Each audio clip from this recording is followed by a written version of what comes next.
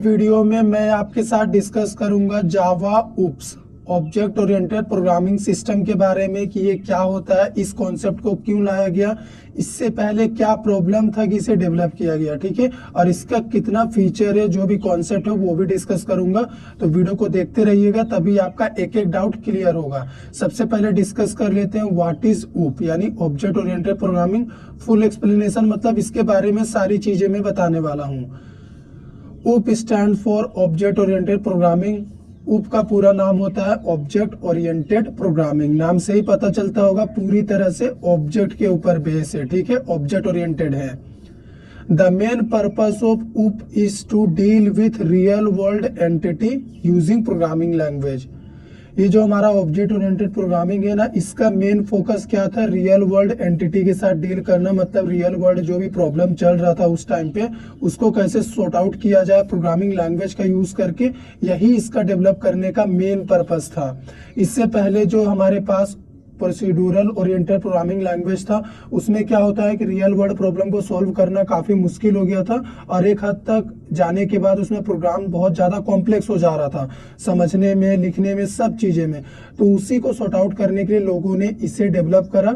इसमें बहुत सारे आपको ऐसे फीचर मिल जाएंगे जिसमें आपका काम बहुत ही आसानी से हो जाएगा, और प्रोग्राम भी देखने में कॉम्प्लेक्स नहीं लगेगा, क्योंकि प्रोग्राम को आप अलग अलग क्लास में उनके कैटेगरी वाइज बांट सकते हो। तो चलो मैं आपको फीचर बताता हूं, उसके बाद आगे की चीजें और डिस्कस करूंगा। ठीक है, उप्स का सबसे पहला फीचर होता है जावा में क्लास। तो अभी आपके माइंड में सवाल आता होगा कि भाई क्लास क्या है, तो मैं आपको बता दूं, क्लास एक टेम्पलेट होता है जिसे आप लॉजिकल एंटिटी बोल सकते हैं। इसमें सिर्फ आप लॉजिक डिफाइन कर सकते हैं। ठीक है, क्लास के लिए कोई मेमोरी नहीं बनता, ये कोई स्पेस नहीं लेता है। ठीक है, उसके बाद ऑब्जेक्ट आता है यहाँ पे। तो ऑब्जेक्ट क्या होता है, जब हम किसी भी क्लास का ऑब्जेक्ट बनाते हैं ना, तभी उस क्लास के लिए मेमोरी ऑक्यूपाई होती है। उसमें जो भी डेटा होते हैं उनके प्रोसेसिंग पर ऑब्जेक्ट ओरिएंटेड प्रोग्रामिंग में ज्यादा ध्यान दिया जाता है, ना कि प्रोग्राम के लॉजिक पर।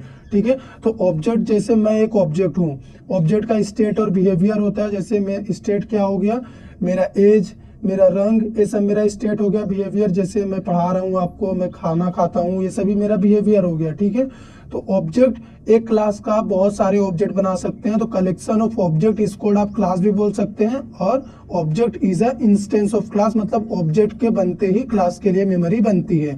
और ऑब्जेक्ट ओरिएंटेड प्रोग्रामिंग में मेन फोकस होता है डेटा के प्रोसेसिंग पर, ना कि प्रोग्राम के लॉजिक पर, जो कि क्लास में लिखा होता है। क्योंकि क्लास एक लॉजिकल एंटिटी है जो कि फिजिकली एग्जिस्ट नहीं करता। फिजिकली एग्जिस्ट सिर्फ और सिर्फ ये ऑब्जेक्ट करता है। अभी उप्स का सबसे मेन फीचर आ गया हमारा इनहेरिटेंस। इसमें क्या होता है, रीयूजेबिलिटी आपको मिलता है कि आप अपने सोर्स कोड को बार बार, जितनी बार चाहें, क्लासेस को एक्सटेंड करके रीयूज कर सकते हैं। ये बहुत ज्यादा यूज होता है उप्स का फीचर। जब मैं आपको इनहेरिटेंस पढ़ाऊंगा तो एक एक चीज आपका क्लियर करूंगा कि कितने टाइप्स का होता है, ये कैसे इसका प्रोग्राम बनेगा, सिंटैक्स वगैरह सब डिस्कस करेंगे। पॉलीमॉर्फिज्म, पॉलीमॉर्फिज्म में क्या होता है कि हमारे पास एक ऑब्जेक्ट रहेगा, same object having different behaviour. ठीक है, एक ही ऑब्जेक्ट का अलग अलग बिहेवियर होगा। जैसे रियल टाइम एग्जांपल, मेरे ही एग्जांपल ले लो। अभी जैसे मैं अभी आपको पढ़ा रहा हूं, तो मैं एक टीचर हूं, लेकिन जब मैं अपने घर जाऊंगा तो मैं किसी का सन होऊंगा, किसी का ब्रदर हो जाऊंगा। तो मैं एक ही ऑब्जेक्ट हूं, लेकिन मेरा बिहेवियर बदल रहा हर जगह पे। तो यही होता है पॉलीमॉर्फिज्म। ठीक है, ये दो तरीके से इंप्लीमेंट होता है, वो भी डिस्कस करेंगे हम। इनकैप्सुलेशन, इनकैप्सुलेशन में क्या होता है कि आपका जो डेटा और मेथड होता है उसको एक सिंगल यूनिट में ये बाइंड कर देता है। इसका नाम देखो गाइस, इनकैप्सुलेशन। कैप यहाँ पे कैप्सूल आ रहा है, जिस तरह से एक कैप्सूल में बहुत सारे रॉ मटेरियल को मिक्स करके एक सिंगल यूनिट में रखा जाता है, बिल्कुल वही है ये। ठीक है, एब्स्ट्रैक्शन, ये भी बहुत इंपॉर्टेंट फीचर है, ज्यादातर इसका भी यूज किया जाता है। ये क्या करता है, जो भी इसेंशियल इंफॉर्मेशन होगा जो यूजर को शो नहीं करानी होती है, ये हाइड कर देता है।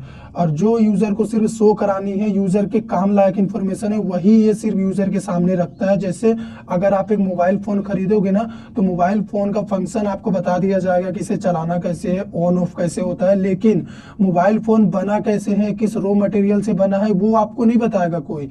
अगर वही फॉर्मूला आपको बता देगा कोई, तो आप खुद का मोबाइल फोन नहीं बना लोगे।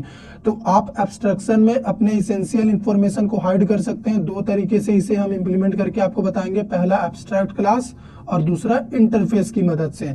तो अभी चलो मैं आपको वो बताता हूँ कि जब हमारा स्ट्रक्चरल ओरिएंटेड प्रोग्रामिंग था यानी प्रोसीड्यूरल प्रोग्रामिंग था तो उसमें हमें क्या दिक्कत आती थी।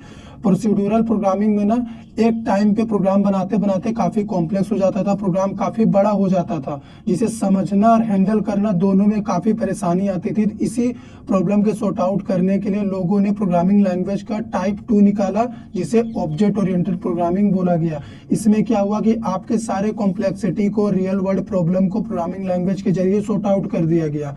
इसमें ना आपको बहुत सारे फीचर्स दिए गए हैं जो इन प्रॉब्लम को सॉल्व करते हैं। जैसे मैंने बताया, इनहेरिटेंस, पॉलीमॉर्फिज्म, इनकैप्सुलेशन, ये सभी फीचर्स हैं जिनकी मदद से हम जो प्रोसीड्यूरल ओरिएंटेड प्रोग्रामिंग में प्रॉब्लम फेस कर रहे थे वो यहाँ पे सॉर्ट आउट हो गया।